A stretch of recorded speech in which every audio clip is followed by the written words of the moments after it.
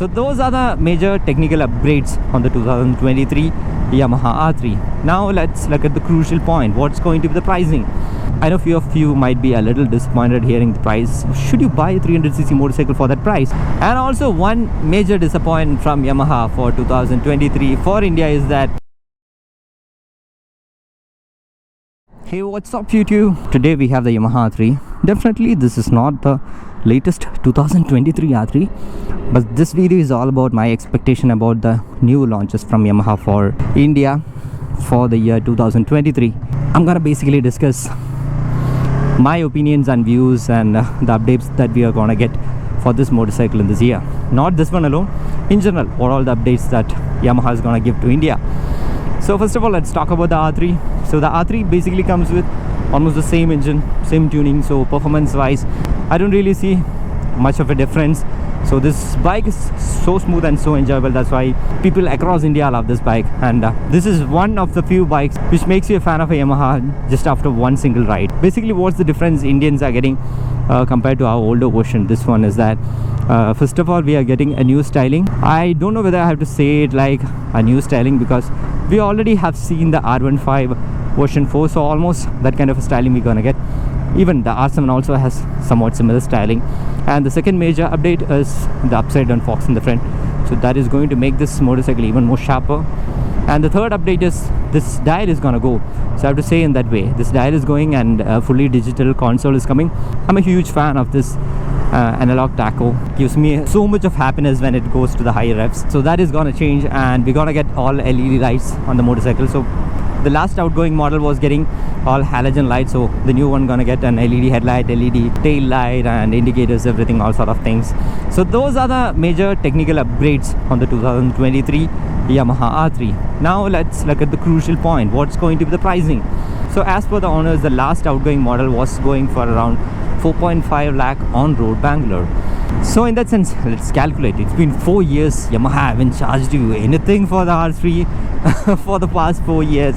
So definitely when they're gonna come to the market, that to a CBU unit, it's not going to be a CKD, it's going to be a CBU unit, I feel that they're gonna price it somewhere from 5 to 5.5 on road. I know few of you might be a little disappointed hearing the price. Should you buy a 300cc motorcycle for that price? In my opinion, this is something else. Actually, if you have experienced the Yamaha R3, this is actually a whole together different motorcycle. Because I was riding this motorcycle in the morning towards the other side, and I was riding with a torque monster called the Street Twin, the Triumph Street Twin. And even though that motorcycle is pretty fast, I was actually very competent to that bike. So I was feeling that if there was a CBR 500R in India, then this could have easily cope up with that motorcycle. So even though this is a 300cc, you can expect a kind of a more than 300cc performance from this. So easily 150 to 170 cruising, too much control from the motorcycle, very comfortable, very nice engine, and a properly enthusiastic engine, 12.5k RPM. So that means this is more than a 300cc. So in my opinion, I don't really say that 5 to 5.5 lakh is a value for money, but I feel 5 to 5.5 will be the price that Yamaha gonna think for it. But if it's beyond 5.5, I don't have any words to say. But yeah, I'm expecting a 5.5 lakh price tag for this motorcycle when Yamaha comes in. And there is one more motorcycle comes in which is parallel to this one, the MT-03. So I expect a price difference of around 30,000 or 40,000 for that motorcycle. And for that matter, if you are liking the engine of the motorcycle, you can definitely consider that MT-03 than the R3. But if you are looking for this a little bit of sporty riding feel, that fed motorcycle and better top end, definitely R3 should be your choice. As I mentioned, these motorcycles are coming as CBUs. That's one thing. This is going to be hell expensive. And other updates from Yamaha is that the MT-09 is coming. So the MT-09 is a long awaited motorcycles for Indians. One thing is like, yeah, it got discontinued when that very nice model was there. I like that model very much, the 2019 version. And after that, the looks has changed. I don't know how it rides, but look wise I still look back to that older model. That looks damn good. The new one, I feel that gonna really compete in the market with the Street Triple 765 RS. So the pricing will be also competitive with that. We cannot expect the pricing in par with the Z900 or a CB650R or something. Definitely if the Street Triple 765 RS is going for around 14 to 15 lakh, then the MT-09 is going to be more than that only. And another thing is that if you are looking for a torque monster motorcycle in that superbike category, definitely go for it. And the other two sibling motorcycles coming again from Yamaha are the MT-07 and the R7. So basically R7 is something brand new from Yamaha, and it is going to be a very good track motorcycle. Currently we have a situation that if you want a track motorcycle in the middle variant, then we have only the Kawasaki ZX6R. We used to have the Yamaha R6 and the CBR 600R back in those days. Obviously I was not having a license even those days, but I'm still telling, we used to have middleweight performance motorcycle back then, sports motorcycles. But now we have the 6R only. I don't really consider the CBR 650R to a track bike, because I've already taken it to the track and it's a touring bike, that's all. And we don't have much of options over there. So yes, the R7 is going to be a good track bike, but again, the good pricing which I'm gonna see with that motorcycle is around 12 lakh, because already the CBR is going out for 12 lakh, and I feel that Yamaha is going to price a bit more than that, so 12 to 1.5 or 13 lakh will be a good price for the R7 as well. And the MT-07 is going to be a very nice motorcycle. Of course, I expect a 1 lakh difference of pricing between the MT-07 and the R7. MT-07 is going to be a good bike, because today in Indian market we don't have much of a naked sport bikes available. We have the Trident, but the problem with the Trident is it's a very nice bike, but it's a smaller bike. It's not so good for all sort of people. If you are a little on a heavier side or a taller person, then the Trident is not a great bike. Then the CB650R, again an overpriced motorcycle from Honda. Then people directly go for the Z900, and all those motorcycles are actually inline 4. You don't have that torque monsters available there. So the only torquey motorcycle available is the Kawasaki Z650, which is actually the 650cc but onto a different price range and all. So in that sense, the MT-07 coming to a price point of 11 to 12 lakh will be a very nice motorcycle, because that segment itself is actually very empty. So these are my expectations about all the motorcycles in these segments.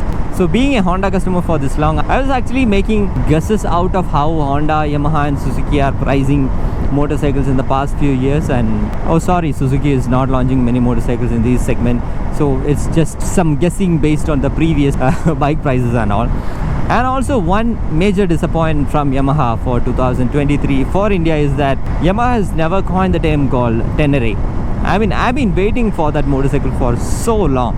I know how it's gonna price and all, but still there are many people in India who have the money in their bank account and ready to grab that bike as soon as possible when it hits Indian roads.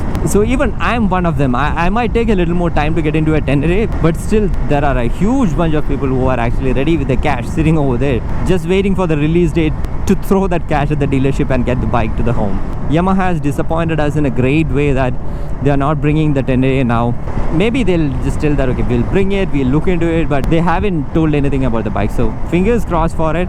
And I feel that a Tenere 300 would have been a very nice bike instead of the MT-03, because few years back India was on to sports touring segment, the sports motorcycles and those kind of things. Even though not purely track bikes, India was on to sports touring segment, and now people are actually moving towards the adventure category. So the adventure market is so empty, in the sense we have the Adventure 390 and after that there is nothing. So if you would have bought Tenere 300 with that twin cylinder engine, it would have been a game changer. But you know, Japanese guys, again, be it Honda, Yamaha or Suzuki, they don't really care about anything in this segment, especially in India.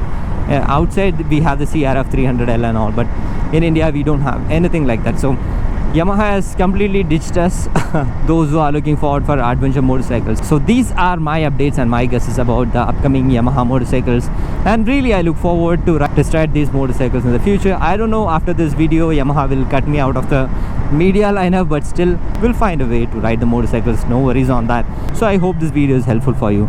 Also, if you have any guesses or any suggestions or any insights on the topics which I have discussed on this video, feel free to write it here, because I'd like to know your thoughts as well. So show some love in the form of likes and comments. See you in the next video. Until then, bye bye.